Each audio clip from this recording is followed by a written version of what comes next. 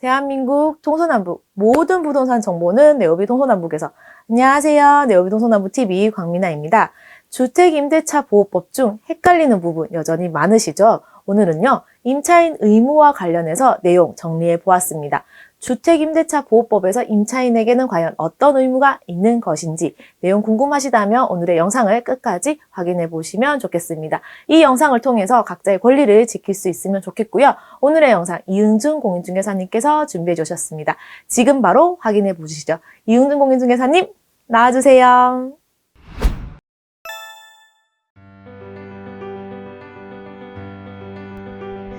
안녕하세요.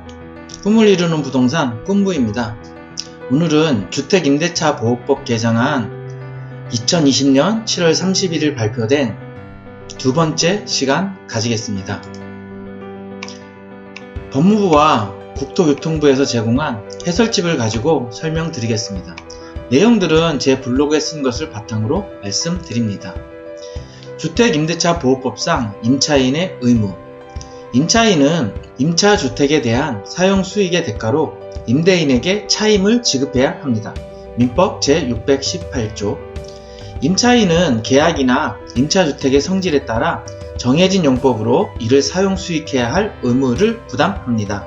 민법 제610조 1항 및 제654조에 나와 있습니다. 임차인은 임대차 계약기간 동안 임차주택을 선량한 관리자의 주의로 이를 보존해야 합니다. 민법 제634조. 이 선량한 관리자의 주의라는 얘기는 내 것을 사용하듯이 훼손하지 말고 좋은 마음으로 관리해야 된다. 이렇게 해석하면 될 것 같습니다. 임차인은 임차주택의 수선이 필요하거나 그 주택에 대하여 권리를 주장하는 사람이 있을 때에는 임대인에게 통지해야 합니다. 다만 임대인이 그 사실을 알고 있는 경우에는 통지하지 않아도 됩니다. 민법 제634조. 그 사실을 알고 있는 경우란 얘기는 임대인하고 그 전에 그런 얘기를 했었거나 아니면 추후에 임대인이 먼저 그런 얘기를 했을 때를 말하겠습니다. 임차인은 주택임대차가 종료된 때에는 임대인에게 그 주택을 반환해야 합니다. 이 경우 임차주택을 원래의 상태로 회복하여 반환해야 합니다. 민법 제615조 및 제654조입니다. 임차인이 임차 목적물을 수리하거나 변경한 때에는 원칙적으로 수리 변경한 부분을 철거하여 임대 당시의 상태로 사용할 수 있도록 해야 합니다. 다만 원상 회복의 의무의 내용과 범위는 임대차 계약의 체결 경위와 내용, 임대 당시 목적물의 상태, 임대인이 수리하거나 변경한 내용 등을 고려하여 구체적, 개별적으로 정해야 합니다. 대법원 2019년 8월 30일 선고, 2017년 다 268142 판결입니다. 이 판결문이 나온다는 것은 이런 판결을 기준으로 하기 때문에 잘 체크해야 합니다. 이 위 내용은 임대인과 임차인이 서로 합의가 된다면 수리 변경 시에 문제는 없습니다. 이 주택임대차의 최근 개정 내용으로는 2016년 5월 29일 날 임대차 전환 시 상한 기준을 한국은행에서 공시한 기준금리에 대통령으로 정하는 배수를 곱한 비율에서 한국은행이 공시한 기준금리, 이런 말이 나왔는데 좀 많이 복잡할 수 있겠죠. 그러니까 기준적으로 5% 상한선을 지금은 가지고 있는데 그 당시에는 이제 전환 비율과 그 다음에 한국은행에서 정한 기준 비율, 이런 부분을 이해해서 해야 됐고요. 또 하나 그때 이제 새롭게 나온 게 임대차 분쟁조정위원회가 설치되었다는 것입니다. 2020년 6월 9일 날은 임대인이 2개월 전까지 계약 갱신을 통지를 하지 아니한 경우 전 임대차와 동일한 조건으로 다시 임차한 것으로 간주한다. 예전에는 이게 1개월 전까지였는데 이제는 임대인이든 임차인이든 2개월 전까지 서로 통지하게 되어 있습니다. 그리고 분쟁조정 제도를 활성화해서 서로 간의 분쟁 조정에 관한 것을 지체 없이 해결하도록 노력하고 있습니다.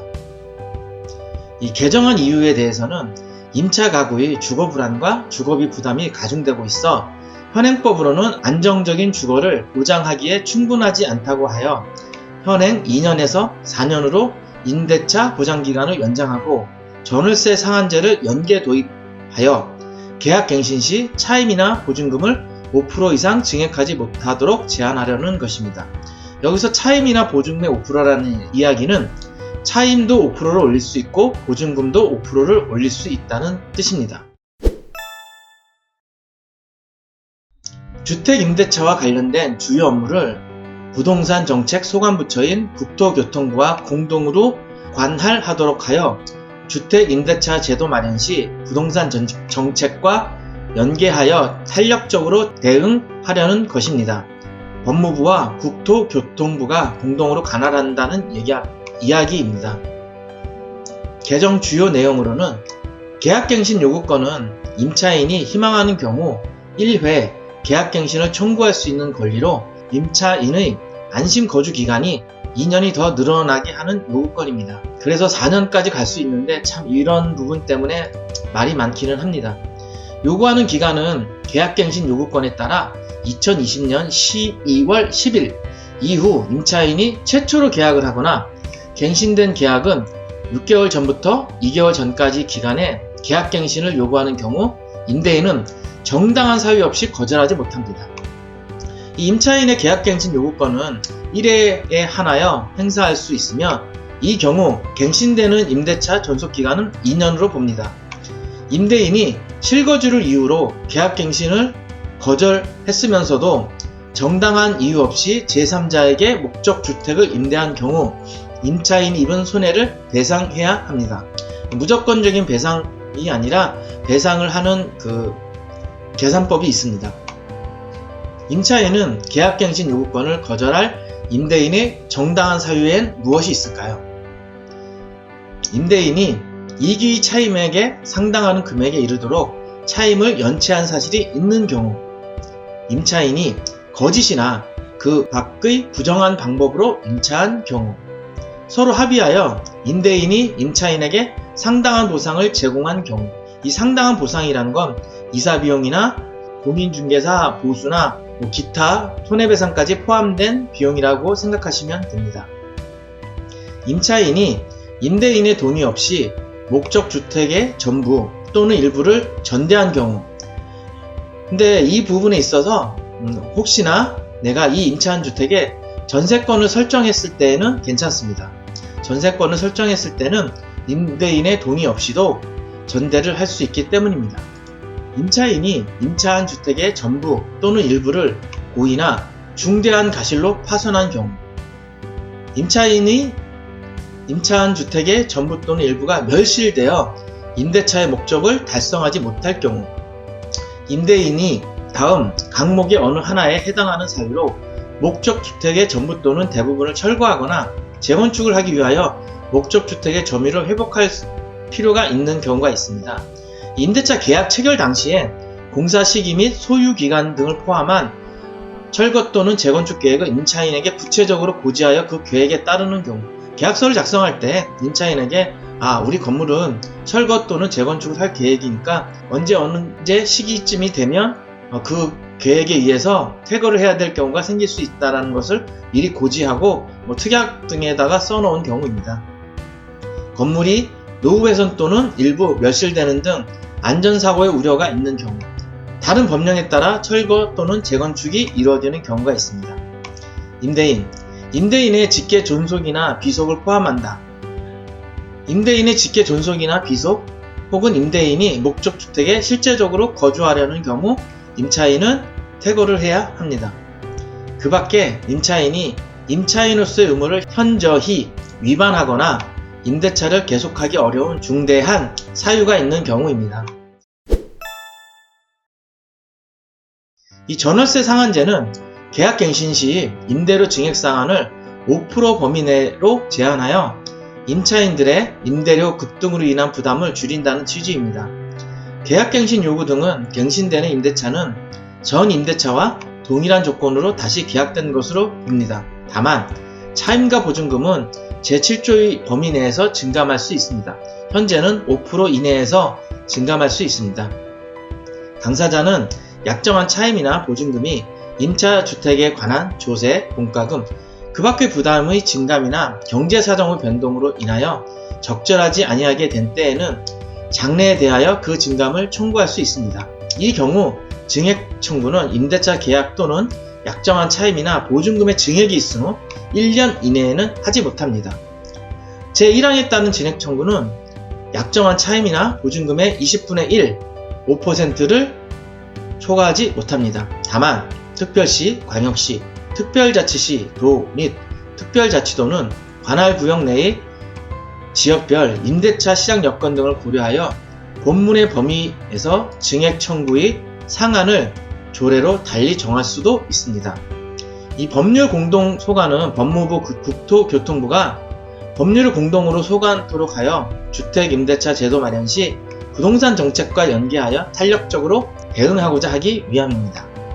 주택 임대차 표준 계약서 서식을 공동 관리하여 수정 소요 발생 시 법무부 장관이 국토부 장관과 협의하여 작성하게 합니다. 현재 분쟁조정위원회를 운영하고 있는 대한법률구조공단 외 한국토지주택공사 및 한국감정원에 확대 설치할 예정입니다.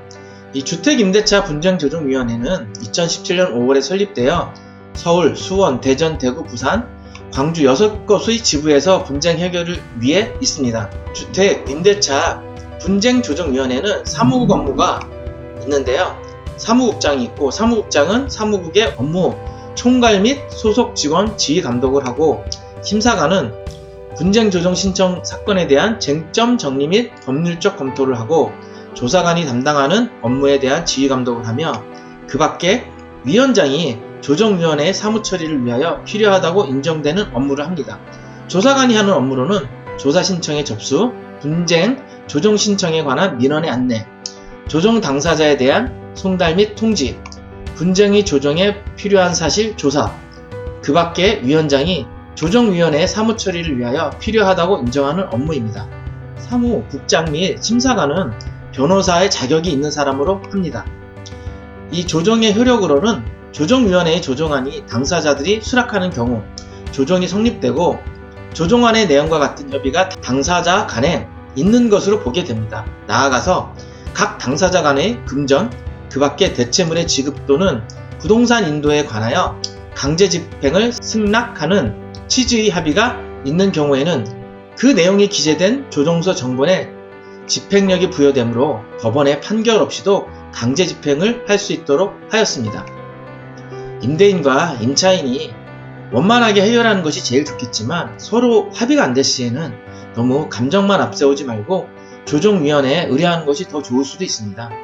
이 의뢰에서 앞뒤 전후 법률 관계를 알다 보면은 서로 모르는 것을 알게 돼서 오히려 해결이 빠를 수도 있기 때문입니다. 오늘은 여기까지 하겠습니다. 감사합니다. 다음 시간에 뵙겠습니다. 주택임대차 보호법 내용 진짜 어려운데요. 오늘 영상이 부동산을 이해하시는데 도움이 되셨으면 좋겠습니다. 도움되셨다면 구독과 좋아요 많이 부탁드리고요. 다음에도 더 좋은 정보로 찾아뵙겠습니다. 지금까지 에오비 동서남북TV 광미나였습니다. 감사합니다.